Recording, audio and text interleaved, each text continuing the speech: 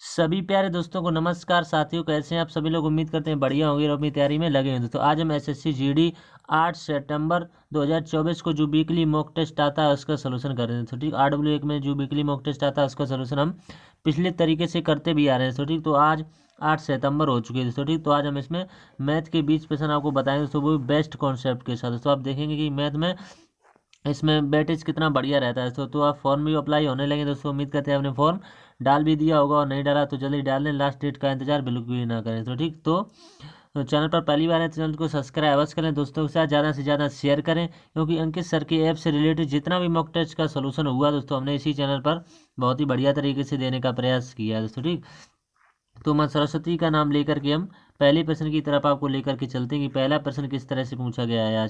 आज जो लेवल है मॉक टेस्ट का आपने दिया है, पहले तो आप मॉक टेस्ट देंगे जा करके, ठीक, तब आप सॉल्यूशन देखें दोस्तों। ठीक है, आप पहले सॉल्यूशन देखेंगे फिर मॉक टेस्ट देंगे तो उसका कोई फ़ायदा नहीं होगा। तो इसमें आज जो बच्चा 16 प्लस कर रहा होगा वो बहुत ही अच्छा बच्चा होगा। इस मॉक टेस्ट में 16 प्लस कर रहा है, क्योंकि आज का मॉक टेस्ट का लेवल बहुत ही बढ़िया लेवल रहा है दोस्तों। ठीक, तो पहला प्रश्न है, दो वस्तुओं में से प्रत्येक को 962 रुपये में बेचने पर मूल्य पर बेचा जाता है। उनमें से एक वस्तु पर विक्रेता को 30% लाभ होता है, दूसरी वस्तु पर 26% की हानि होती है। विक्रेता को कुल मिलाकर कितना प्रतिशत लाभ अथवा हानि हुई है? दशमलव के एक स्थान तक आपको बताना है। तो प्रश्न काफी बढ़िया तरीके इसमें पूछे जाते हैं, तो आपसे उम्मीद करेंगे वीडियो आप एक एक प्रश्न यानी कि 20 प्रश्न तक आप वीडियो फुल जरूर वॉच करें, तभी जाके आपको कुछ ना कुछ अवश्य सीखने को मिला। तो दो वस्तुओं का कुल विक्रय मूल्य यहाँ से निकाल लेंगे। जब कहा कि दो वस्तुओं में से प्रत्येक को इतने बेचा जाता है, तो हमारे पास दो वस्तुएं होगी, यानी कि 962 दिया हुआ तो 962 को लिख लेंगे। ठीक, 962 एक वस्तु होगी, और 962 की दूसरी वस्तु हो जाएगी। तो 962 और 962 कितना हो जाएगा यहाँ से? 1924 हो जाएगा। तो ठीक, 1924। ठीक, अब हमें क्या करना है, ये 962 जो दिया हुआ है इस पर पहले कहा है कि 30% का लाभ, तो कितना हो जाएगा? 130 इंटू 100। तो यहाँ से हल कर लेंगे, कितना आ जाएगा? एक जीरो से एक जीरो, 13 से ये कितनी बार कट जाएगा? 13 सत्ते कितने होते हैं? 91। 13 चौको 52, यानी और एक ही जीरो, यानी 740 यहाँ से आ जाएगा। ठीक है, अब हमें प्लस करना पड़ेगा, क्योंकि एक बार हमें 26% की हानि भी दी है, तो यहाँ से प्लस कर लेंगे। और इसी पर 26% की हानि है 962, 26% की हानि तो कितना हो जाएगा? 74, और परसेंट में बताने के लिए इंटू 100 कर देंगे बस। तो यहाँ से 74 से ये पूरा पूरा 13 बार यहाँ से कट जाएगा, 13 और ये दो जीरो, तो यहाँ से कितना आ जाएगा? 1300 आ जाएगा। ठीक, तो यहाँ से ये हमारा लागत मूल्य आ गया, यानी कि क्रय मूल्य आप इसको कह सकते हैं। तो यहाँ से कितना आ जाएगा? 2040, यानी 2040 रुपये यहाँ से आ गया। ये हमारा क्रय मूल्य है और ये हमारा विक्रय मूल्य है दोस्तों। ठीक, तो हमने कोई चीज़ इतने में खरीदी, यानी 2040 में खरीदी हमने, 1924 में बेची, तो हानि हुई है दोस्तों, हमें से कितने प्रतिशत की हानि हुई वह बताना है। तो यहाँ से इसमें से इसको माइनस कर लेंगे आसानी, तो यहाँ से हम आपको बता देते हैं। तो प्रतिशत हानि बराबर फॉर्मूला आपको लगा देना है। तो जब आप माइनस करें तो यहाँ से 116 बचेगा। ठीक, और किस पर? हानि हमेशा क्रय मूल्य पर होती है, यानी 2040 पर होगी, और परसेंट में बताने के लिए इंटू 100 कर देंगे। ठीक, तो यहाँ से ये कितनी बार कट जाएगा, इसको काट लेंगे आसानी से। एक जीरो से पहले आप एक जीरो काट सकते हैं। ठीक, अब आप काटो, यहाँ से दो से काट लेंगे, यहाँ से 5 आ जाएगा, यहाँ से कितना आ जाएगा? 1 आ जाएगा, और यहाँ से 102 आ जाएगा। ठीक, अब आप इसको काटेंगे आसानी से, तो यहाँ से कितना आ जाएगा? 51 आ जाएगा, ऊपर कितना आ जाएगा? 58 आ जाएगा, क्योंकि ये पॉइंट में आएगा, तो पहले ही सवाल में कहा है कि दशमलव के एक स्थान तक आपको बताना है। तो ऊपर कितना आ जाएगा? 58 इंटू 5 आ जाएगा। ठीक, 58 इंटू 5, नीचे 57 हो जाएगा। तो आप इसमें जब भाग देंगे तो यहाँ से कितना आ जाएगा? 290, यानी पहले मल्टीप्लाई कर लेंगे 290 का 57 में, और डिवाइड कर देंगे, तो यहाँ से आ जाएगा 5.6 आ जाएगा। लेकिन उसमें आपको 5 या 5 से अधिक होने पर एक जोड़ देते हैं, तो 5.7% इसका राइट आंसर आ जाएगा। उम्मीद करते हैं आपको समझ में आ गया हो, यही हानि हुई है दोस्तों। ठीक, तो बढ़िया प्रश्न था, आपने आसान तरीके से आपको बताने का प्रयास किया। अगला प्रश्न बोर्ड मास पर है, बढ़िया प्रश्न बनेगा। तो ये प्रश्न है दोस्तों, बोर्ड मास का नियम पालन करके आपको इसमें बनाना है। तो लिखेंगे सबसे पहले 42 दिया हुआ, तो 42 लिख लेंगे। ठीक, 42। अब यहाँ से ऑफ लगा हुआ, तो इसको पहले सॉल्व करेंगे। ऑफ का मतलब गुणा होता है, तो 9 इंटू 6 हो जाएगा। यहाँ से फिर माइनस लगाएंगे यहाँ से। आप चाहो तो यहाँ से हल कर सकते हैं, ये कितनी बार कट जाएगा? 7 बार यहाँ से कट जाएगा। ठीक है, यहाँ से कितना हो जाएगा? 21/4 इंटू 14। ठीक, इंटू 14। अब आपको क्या करना है? 7/9 यहाँ से आ जाएगा, -3/8 आ जाएगा। ठीक, कोष्टक को यहाँ से बंद कर देना। फिर यहाँ से कितना बचेगा? 56 माइनस का 27 बचेगा। ठीक, तो यहाँ से कितना बचेगा, नीचे 27, यानी कि यहाँ पर 72 बच जाएगा नीचे, ठीक। ऊपर यहाँ पर 27, नीचे 72। और यहाँ से माइनस कर लेंगे, माइनस तो आप जानते हैं। यहाँ से कितना बचेगा, 29, 29/27 किस ऑप्शन में दिया हुआ, 29/27 ऑप्शन नंबर, 29/72, तो ठीक, 29/72 ऑप्शन नंबर डी में दिया हुआ, तो यही इसका राइट आंसर हो जाएगा। अगला प्रश्न है इसके बाद, मिश्रण ए में चॉकलेट और दूध का अनुपात आपको दिया हुआ है 4:3, और मिश्रण बी में चॉकलेट और दूध का अनुपात 5:2 है। ए और बी को 5:6 के अनुपात में मिलाकर एक नया मिश्रण बनाया गया है। नई मिश्रण चॉकलेट का प्रतिशत लगभग होगा, लगभग में बताना है। तो देख लेते हैं, बढ़िया। आप एक तरफ क्या लिख सकते हैं, यहाँ से चॉकलेट लिख सकते हैं, ठीक। एक तरफ चॉकलेट, एक तरफ मिल्क लिख सकते हैं, यानी दूध का। ये रेशियो दिया हुआ कितना, 4:3 का दिया हुआ, फिर कितने का दिया हुआ, 5:2 का दिया हुआ, ठीक। तो यहाँ से कितना आ जाएगा, 4 और 3, यहाँ से 7 आ जाएगा, यहाँ से कितना आ जाएगा, 7, ही दोनों यानी कि बराबर आ रहे हैं दोस्तों, ठीक। तो यहाँ से, और फिर रेशियो कितना दिया हुआ है, 5 और 6 का दिया हुआ, तो इसी रेशियो में इसकी गुणा कर देंगे, ठीक। तो यहाँ से रेशियो कितना निकल के आ जाएगा इसकी मल्टीप्लाई सब में होगी, यहाँ से 5 की इसमें होगी, 6 की इसमें होगी, ठीक। तो यहाँ से 20 आ जाएगा, ठीक। यहाँ से कितना आ जाएगा, 15 आ जाएगा, ठीक। फिर हम करेंगे 6 की 6 पंचे 30 हो जाएंगे, ठीक। 6 दूनी 12 हो जाएंगे।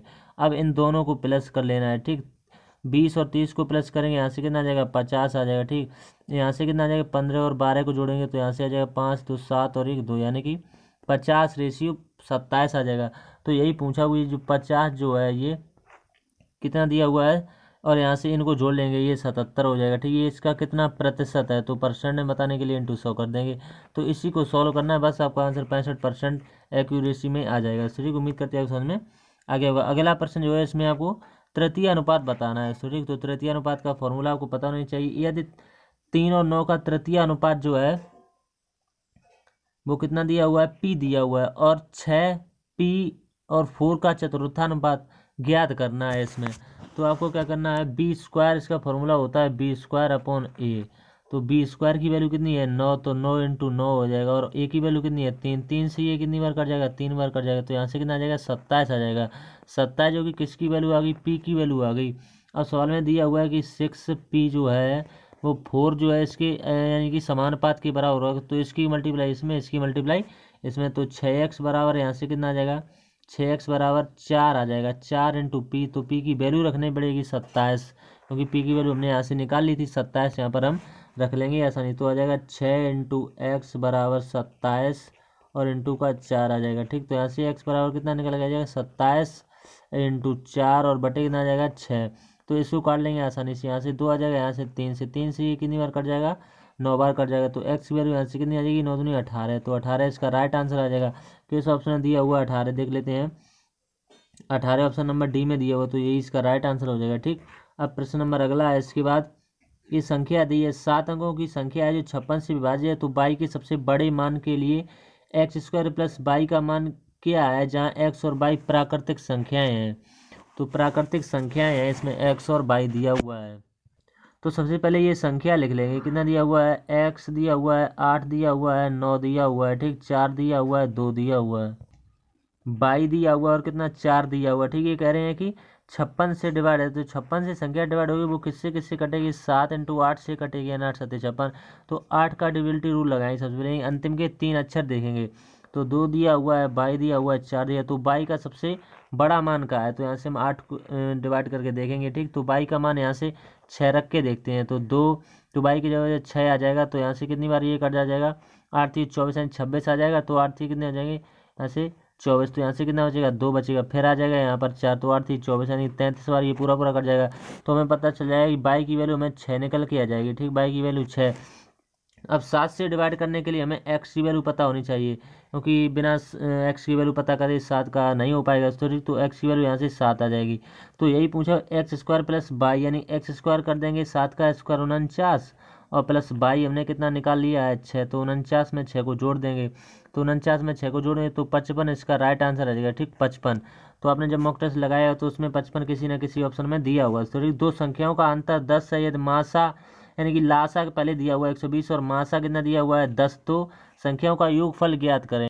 तो संख्या इसमें मान लेंगे 10a एक संख्या इंटू 10b एक संख्या मान लेंगे। ठीक, तो इनका एलसीएम और इंटू एचसीएफ ए गुणनफल के बराबर होता है, आपने फॉर्मूला पढ़ा। तो यहाँ से आ जाएगा 100ab आ जाएगा। ठीक, 100ab बराबर यानी एलसीएम कितना दिया हुआ 120 और HCF कितना दिया हुआ है 10, तो 2 जीरो से ये 2 जीरो कट जाएंगे। तो AB की वैल्यू यहाँ से कितनी आ जाएगी 12 आ जाएगी। अब इसके युग्म बनाएंगे, तो पहला युग्म कितना बनेगा 3 × 4 बनेगा, तो ठीक, क्योंकि 3 का इसमें मल्टीप्लाई करें तो 12 प्राप्त होगा हमें। तो इनका योग पूछा हुआ है थोड़ी, तो सबसे पहले हम संख्या निकाल लेंगे।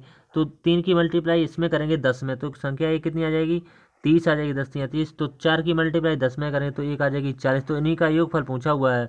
तो 30 और 40 कितने होते हैं 70 होते हैं, 70 इसका राइट आंसर हो जाएगा। अगला प्रश्न है इसके बाद ABCD एक औसत जायका, D का औसत है 33 kg, C A से 12 kg हल्का, जबकि B C से 6 kg भारी, D का भार C से 10 kg कम है, A और D का औसत भार कितना है। तो सबसे पहले 4 लोगों का दिया हुआ है, यानी कि A का, B का और C का और D का दिया हुआ है। इनका कितना दिया हुआ है 33 दिया हुआ है। तो ये लोग कितने हैं 4, तो इनका योग कितना आ जाएगा 132 आ जाएगा योग, ठीक। फिर हमें क्या करना है कि A और C और B और D ये लिख लेने हैं दोस्तों, ठीक, क्योंकि क्रम वाइज में, ठीक। तो ए का हम x मान के चलेंगे, तो इसका कितना हो जाएगा x माइनस का 12 हो जाएगा, ठीक। फिर b का कितना हो जाएगा x माइनस का 6 हो जाएगा। फिर d का कितना हो जाएगा x माइनस का 22 हो जाएगा, ठीक, x माइनस का 22। अब इनको जोड़ लेंगे क्योंकि हमें योग के बराबर रखना है, तो इनको जोड़ेंगे। सबसे पहले कैसे जोड़ेंगे x, फिर कितना हो जाएगा x प्लस का 6, ठीक, फिर x प्लस का माइनस का 12, फिर लिखेंगे प्लस लगेंगे x माइनस का 22, और ये किसके बराबर रख देंगे 132 के बराबर रख देंगे। तो यहाँ से x टोटल कितने हैं 4x हैं, और ये संख्याएं जोड़ लेंगे कितने हो जाएंगे 40, और बराबर में कितना दिया हुआ है 132 दिया हुआ है। तो यहाँ से 4x की वैल्यू यहाँ से कितनी निकलेगी 40 जो है ये 32 में से माइनस हो जाएगा, यानी 172 आ जाएगा, ठीक। तो 4 से इसको काटेंगे, तो 4 चौके कितने होते हैं 16 और 4 3 12, यानी x की वैल्यू 43 निकल के आ जाएगी, ठीक। और हमें सवाल में पूछा क्या है सो देख लेते हैं। सवाल में पूछा हुआ है कि ए और डी का औसत भार कितना होगा। सबसे पहले हम ए और डी का मान निकाल लेंगे, तो ठीक। तो ए और डी का औसत भार हमसे पूछा हुआ है, तो ए और डी का, ए का हमने 43 निकाल लिया, और डी का कितना निकल के आ जाएगा 21 आ गया। औसत पूछा, 2 लोग हैं तो 2 से डिवाइड कर देंगे, तो आ जाएगा 64/2। 64/2 का मतलब कितना होता है 32, तो 32 kg इसका राइट आंसर आएगा। उम्मीद करते हैं समझ में आ गया हो, तो ठीक 32 kg। अब प्रश्न नंबर अगला है इसका, परीक्षा में 20% अंक प्राप्त करने वाला एक छात्र 30 अंकों से अनुत्तीर्ण हो जाता है, परंतु एक अन्य छात्र जो 32% अंक प्राप्त करता है उत्तीर्ण होने के लिए आवश्यक अंकों से 42 अंक अधिक प्राप्त करता है। अंकों की अधिकतम संख्या ज्ञात कीजिए। तो एक कोई विद्यार्थी वो 20% अंक लाता है, थोड़ी 20% अंक, और 30 अंकों से अनुत्तीर्ण हो जाता है। अगर वो 30 अंक और ले आता तो वो पास हो जाता। अब बराबर लगाएंगे। फिर परंतु एक अन्य छात्र जो 32% अंक लाता है तो 32 लिख लेंगे, ठीक।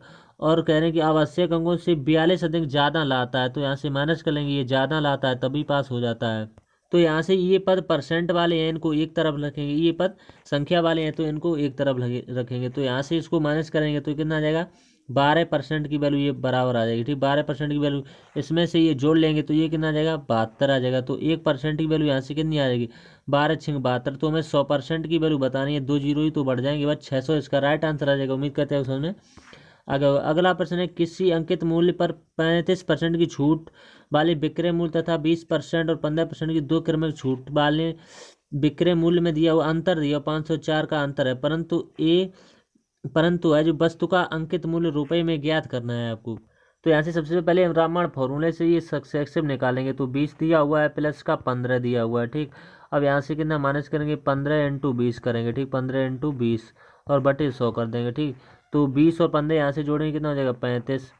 35 माइनस का 20 से ये काटेंगे 20 × 5 = 100, 5 से ये कितनी बार कट जाएगा 3 बार, तो 3 इसमें से माइनस हो जाएगा, तो 35 में से 3, तो 32% की ओवरऑल ये परसेंट यहाँ से निकल के आ जाएगी। और हमें क्या करना है x इंटू कितना दिया हुआ 35, सबसे पहले 35 माइनस का x और बटे कितना करना पड़ेगा 100 करना पड़ेगा, और इंटू लगेंगे। फिर कितनी हमने निकाली थी 32 एक निकाली थी बटे 100, और इन्हीं का अंतर दिया हुआ कितने के बराबर 504 के बराबर इनका अंतर दिया हुआ है। तो यहाँ से इसमें से माइनस कर लेंगे तो कितना हो जाएगा 3x बचेगा केवल, 3x बटे 100, और बराबर में कितना लिखना पड़ेगा 504। अब 3 से ये कितनी बार कट जाएगा 3 से ये 168 बार कट जाएगा, ठीक 168 बार, और ये 2 जीरो, तो यहाँ से कितना आ जाएगा 16,800 इसका राइट आंसर आ जाएगा। उम्मीद करते हैं समझ में आ गया होगा।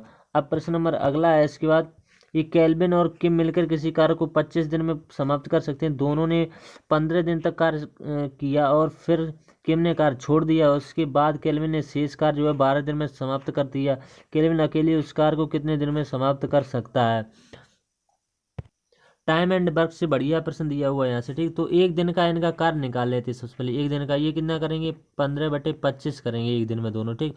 तो 5 से काटेंगे, 5 से 15, 25 यानी 3/5 ये काम कर लेंगे। अब शेष काम हम कैसे निकालते हैं, एक में से माइनस करके यानी 3/5। तो एक में से माइनस करेंगे तो यहाँ से कितना आ जाएगा, 5 एकम 5 में से 3 को माइनस करेंगे 2/5 ये शेष का रहेगा। ये कितने दिन में करता है, ये 12 दिन में पूरा कर लेता है। तो यहाँ से 12 ये कितने दिन लगाए ये पूछा, तो 5/2। तो यहाँ से ये कितनी बार कट जाएगा, 6 बार। तो 5 छक्का 30 इसका राइट आंसर होगा, बस और कुछ नहीं करना है। अगला प्रश्न है इसके बाद, ए और बी एक साथ चलना शुरू करते हैं और क्रमशः एक्स और वाई स्थानों से एक दूसरे की ओर बढ़ते हैं। मार्ग में ए निश्चित बिंदु पर एक दूसरे से मिलने के बाद ए और बी को क्रमशः वाई और एक्स तक पहुंचने में 3.2 घंटे और 1.8 घंटे लगते हैं। यदि बी की चाल जो है 12 किलोमीटर प्रति घंटा थी तो ए की 4 किलोमीटर में प्रति घंटा में क्या है। तो यहाँ से आपको एक फॉर्मूला लगा देना है। सो ठीक, क्या लगा देना है कि ऐसे बटे यहाँ से कितनी पहले दी 12 किलोमीटर की, तो 12 लिख लेंगे, ठीक। अंडर रूल में आपने पढ़ा होगा। तो यहाँ से 1.8 इसका दिया हुआ है, का दिया हुआ है 3.2, दोनों पक्षों का वर्ग कर देते हैं। जब एक तरफ रूल लगा होता है तो दोनों पक्षों का वर्ग कर देते हैं। तो ऐसे स्क्वायर बराबर यहाँ से आ जाएगा 144, ठीक। 144 और इधर कुछ नहीं करना, दशमलव से दशमलव हट जाएगा, 18/32 यहाँ से वैसा ही लिखा रहने देंगे। अब आपको क्या करना है कि ऐसे स्क्वायर बराबर यहाँ से कितना आ जाएगा, 18 × 144 हो जाएगा, ठीक है। 18 × 144 और बटे कितना आ जाएगा, 32, ठीक, 32। अब आपको क्या करना है, इसको कर लेना है, ये 16 से कट जाएगा, ठीक। ये कितनी बार कट जाएगा, ये 9 बार कट जाएगा, ठीक है। यहाँ से अब आपको क्या करना है, यहाँ से सबसे पहले इसको काटेंगे, यहाँ पर 9 आ जाएगा और यहाँ पर कितना आ जाएगा था, अब 16 से ही पूरी बार कट जाएगा, तो ठीक 144। अब 9 बचा हुआ है, यहाँ पर भी 9 बचा हुआ है, यहाँ पर स्क्वायर लगा तो 9 में 81। तो 81 किसका होता है, 9 का होता है, तो 9 इसका राइट आंसर आएगा। उम्मीद करते हैं समझ में आ गया, यानी 9 किलोमीटर प्रति घंटा। अगला प्रश्न है, एक रेलगाड़ी 60 किलोमीटर प्रति घंटा की एक समान चाल से स्टेशन पी से स्टेशन क्यू की ओर चलना शुरू करती है। उस समय एक दूसरी रेलगाड़ी स्टेशन क्यू से स्टेशन पी की ओर चलना शुरू करती है। यदि स्टेशन पी और क्यू के बीच की दूरी 275 किलोमीटर है और रेलगाड़ियां 2.5 घंटे में एक दूसरे से मिलती हैं, तो स्टेशन पी की ओर चलने वाली रेलगाड़ी की 4 किलोमीटर प्रति घंटा में ज्ञात करें। तो इसमें रिलेशन लगेगा सापेक्ष चाल वाला, तो ठीक। तो सापेक्ष चाल बराबर यहाँ से कितना जाएगा, 60 प्लस का एक्स, 60 प्लस का एक्स किलोमीटर प्रति घंटा, ठीक। तो यहाँ से समय बराबर क्या होता है, समय बराबर दिया हुआ है 2.5 घंटे का, ठीक। तो इसको लिख सकते हैं 2 4 1 5/2 घंटे, ठीक। 5/2 घंटे लिख सकते हैं, ठीक। तो यहाँ से टी बराबर हमें फॉर्मूला लगा देना है D/S, तो इसी पर आपका आंसर आ जाएगा, ठीक।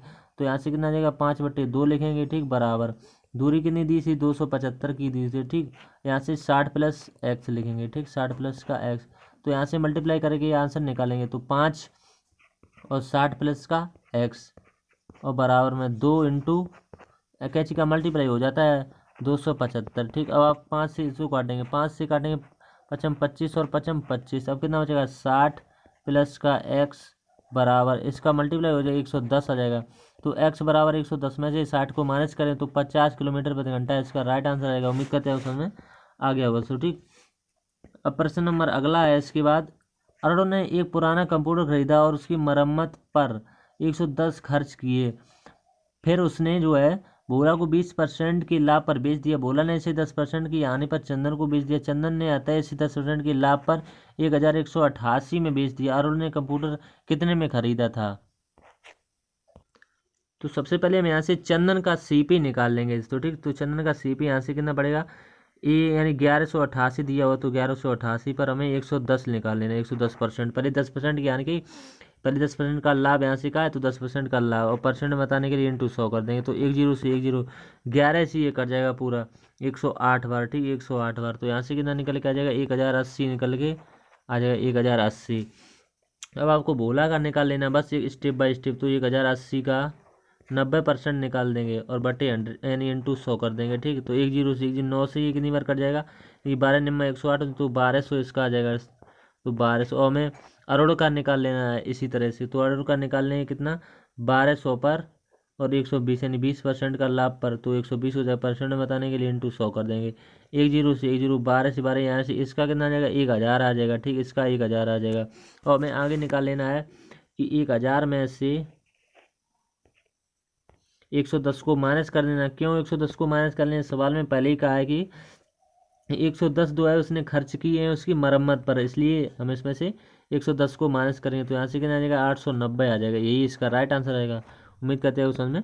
अगला प्रश्न है इसके बाद, अर्धवार्षिक संयोजित 8% प्रति वर्ष चक्रवृद्धि ब्याज की दर से निवेशित की गई कोई राशि एक वर्ष में के अंत में ये दिया 20,280 हो जाती है, उसी धनराशि पर दोगुनी ब्याज दर से 4 से 3/5 वर्षों के लिए साधारण ब्याज क्या होगा। तो इसमें अर्धवार्षिक कहिए तो अर्धवार्षिक का मतलब क्या होता है, दर आधी और समय दोगुना, यानी कि दर कितनी हो जाएगी 4% हो जाएगी और समय यहाँ से कितना हो जाएगा, यानी 2 वर्ष का हो जाएगा। यही इसमें मेन बात थी जो सीखने वाली थी। तो यहाँ से 4% की फ्रैक्शन वैल्यू आपको पता होनी 1/25 हो जाती है। तो 25 से कितना लिखना पड़ेगा, 26 लिखना पड़ेगा। वर्ष कितना है तो 2 बार लिखना पड़ेगा 25 से 26। तो यहाँ से कितना निकल के आ जाएगा, 25 का वर्ग कितना होता है 625 और 26 का कितना होता है 676। तो 676 की वैल्यू दी है, किसके बराबर दी है 676 की वैल्यू, यानी कि ये मिश्र धन होता है।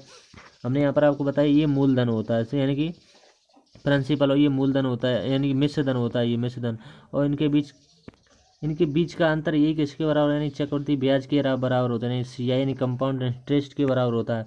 तो इसी की वैल्यू हमें दी है, यानी कि मिश्र धन किसके बराबर दिया हुआ है सवाल में, 20,280 के बराबर दिया हो। ठीक, 20,280। तो एक बार की वैल्यू यहाँ से कितनी आ जाएगी, ये इससे पूरा पूरा कट रहा है तो ठीक 30 बार कट रहा है। तो यहाँ से हमें मूलधन पता चल जाएगी, 625 की वैल्यू पता चल जाएगी, कितनी आ जाएगी 18,750। तो ये हमारा मूलधन आ गया।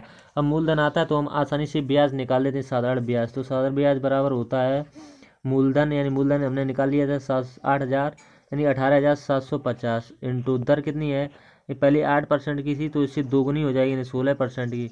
और यहाँ से ये समय हो जाएगा। ठीक, समय यहाँ पर दिया हुआ था सवाल में, कितना दिया हुआ था 4×5 = 20 और 3 23/5 हो जाएगा। तो भाई हमने यहाँ पर लिखा हुआ है 23/5, अगले पेज पर यहाँ से 23/5 हो जाएगा और बटे में 100 कर देंगे। तो बस ये कैलकुलेशन बस थी आपको सॉल्व करने की। तो इनका सबका मल्टीप्लाई कर देंगे ऊपर, तो कितना आ जाएगा 59 लाख आ जाएगा। ठीक दोस्तों, 2 2 4 ये 5 और बटे कितना आ जाएगा 500। तो 2 जीरो से ये 2 जीरो कट जाएंगे, 5 से पूरा पूरा कट जाएगा, कितनी बार कट जाएगा 5 से 138 बार कट जाएगा। और ये जीरो और बचेंगे कितनी, 2 जीरो बचेंगे। तो 13,800 इसका राइट आंसर आएगा। उम्मीद करते हैं आपको समझ में आ गया हो, जो कि ऑप्शन नंबर ए में दिया हुआ है। ठीक, अगला प्रश्न है इसके बाद प्रश्न नंबर, एक ठोस घन का कुल पृष्ठीय क्षेत्रफल दिया हुआ 4.86 मीटर स्क्वायर, इसे पिघलाकर 0.3 मीटर त्रिज्या वाले लंबवतीय बेलन को बनाया जाता है। बेलन की ऊंचाई मीटर में 1 तक आपको बतानी है, पाई बराबर इतना लेना है।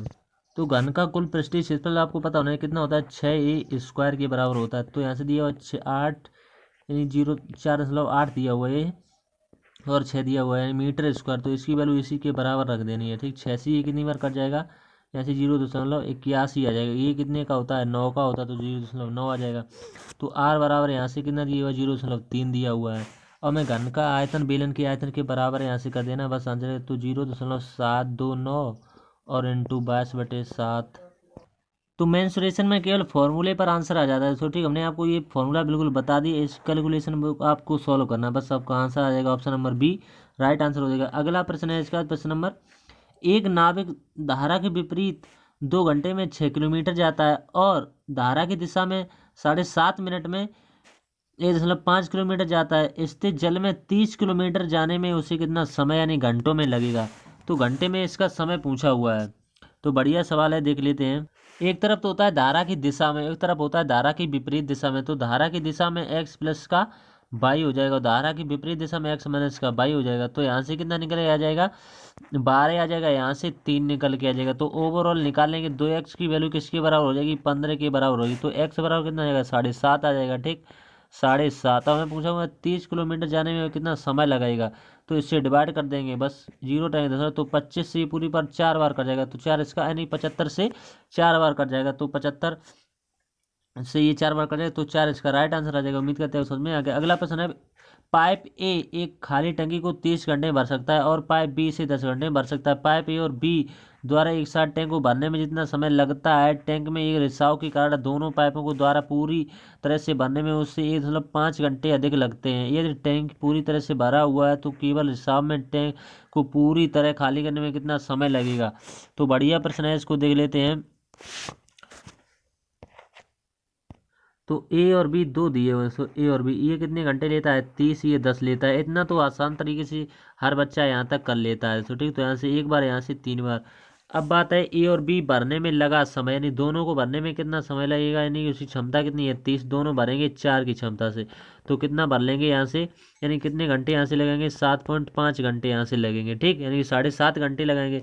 अब तीनों भरने में कितना समय लगेगा, ए प्लस बी प्लस सी कितना समय लगाएंगे तीनों भरने में, तो 30 और प्लस का कितना करना पड़ेगा 4x करना, यानी 4 माइनस का x करना पड़ेगा। तो यहाँ से वैल्यू ए की कितनी है 7.5 है, और ए की कितनी है 1.5 दी है, सो ठीक है 1.5, तो यहाँ से टोटल कितना आ जाएगा 9 आ जाएगा।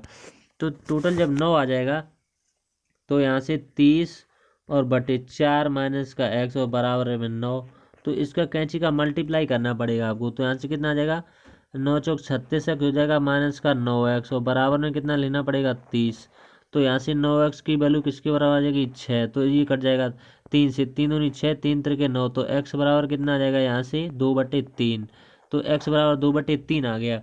अब आपको 30 का आपको 3/2 निकाल देना है, तो 30 का 2 यहाँ से निकालेंगे तो ये कितनी बार कट जाएगा 15 बार, तो 15 तीन ये कितने होते हैं 45, तो 45 घंटा जो है इसका राइट आंसर हो जाएगा। तो रिसाव के कारण टैंक में खाली करने में लगा समय, तो यही समय उसको लगेगा यहाँ से कितना 45 घंटे का। तो उम्मीद करते हैं आपको समझ में आ गया होगा। अगला प्रश्न है इसके बाद, एक समांतर चतुर्भुज का आधार उसकी ऊंचाई का 2 गुना है, यदि समांतर चतुर्भुज का क्षेत्रफल 338 सेंटीमीटर स्क्वायर है तो इसकी ऊंचाई सेंटीमीटर में ज्ञात करनी है। तो इसकी आपको ऊंचाई ज्ञात करनी है, तो देख लेते हैं।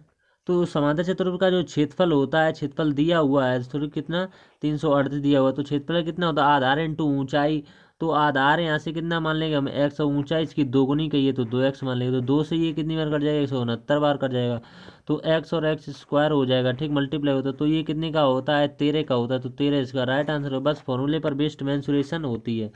एक चुनाव में मतदाता सूची में शामिल 12% मतदाताओं ने अपना वोट नहीं डाला, जबकि 84 मतदाताओं ने अपने मतपत्र खाली डाले। केवल 2 उम्मीदवार रामाज्ञा और श्रवण थे। विजेता रामाज्ञा ने सूची के सभी मतदाताओं में से 54% मत समर्थन प्राप्त हुआ। उसे अपने प्रतिद्वंदी श्रवण ने 1456 वोट अधिक मिले। सूची में मतदाताओं की कुल संख्या ज्ञात करें। तो इसमें कुल संख्या ज्ञात कीजिए, आपसे ये पूछा हुआ है। तो कुल मतों की संख्या हम 100x मान के चलेंगे, ठीक, 100x। तो उसमें कहा है कि 88, यहाँ से दिया हुआ है कि 12% मतदाताओं ने अपना वोट नहीं डाला, तो कितने ने डाला हुआ, यानी 88% ने डाला हुआ, ठीक, 88% ने। फिर यहाँ से कितना दिया हुआ 54%, यहाँ से समर्थन दिया हुआ, तो 54% लिख लेंगे। अब आपको क्या करना है 88x माइनस का 84 और माइनस का कितना करेंगे 54x और बराबर में कितना लिखेंगे 34x माइनस का 84, ठीक। तो यहाँ से कितना आ जाएगा 54x माइनस का 34 प्लस का 84 और बराबर में कितना लिखना पड़ेगा 1456, ये लिखना पड़ेगा, ठीक, 1456। अब यहाँ से कितना आ जाएगा 20x और प्लस का 84 और बराबर में कितना आ जाएगा 1456 आ जाएगा, ठीक। तो यहाँ से कितना आ जाएगा 20x बराबर ये माइनस होगा उधर से, तो यहाँ से कितना 1372 बचेगा, ठीक। तो x की वैल्यू यहाँ से निकल के आ जाएगी। तो 20 से ये कितनी बार कट जाएगा, 20 से ये कितनी बार कट जाएगा, पहले हम एक पार्ट की वैल्यू निकालेंगे 1372 और बटे कितना 20 और इंटू 100 करेंगे, ठीक। तो 20 से ये कितनी बार 5 से कट जाएगा, तो 5 का ऐसे मल्टीप्लाई कर दें बस आ जाएगा 6860। तो यही इसका राइट आंसर 6860, 6860 यहाँ पर दिया हुआ ऑप्शन नंबर ए में, तो यही इसका राइट आंसर होगा। अगला प्रश्न है इसके बाद प्रश्न नंबर लास्ट है।